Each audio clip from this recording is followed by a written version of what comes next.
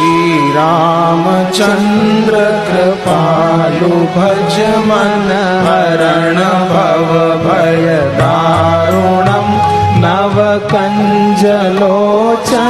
कञ्जमुखकर कञ्जपद कञ्जारुणम् कन्दर्प अगणित अमित छवि नवनील नीरज सुन्दरम्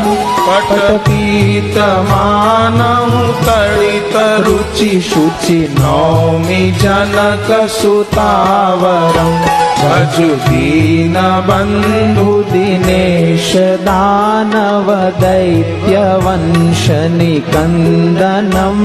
रघुनन्द आनन्द कन्द कौशल चन्द दशरथ नन्दनम् शिर मुकुट कुण्डल तिलक चारुदार अंग विभूषणम्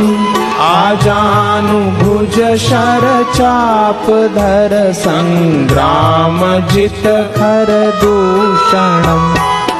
वदति तुलसीदास शंकर शेष मुनि मनरंजनम् मम हृदय कंज निवास कुरु कामादि खल दल गंजनम् मन चाहि राचेउ मिलहि सोबर सहज सुंदर सावरो करुणा निधान सुजान शील स्नेहु जानत रावरो एहि भांति गौरी असीस सुनि सिय सहित हिय हर्षियली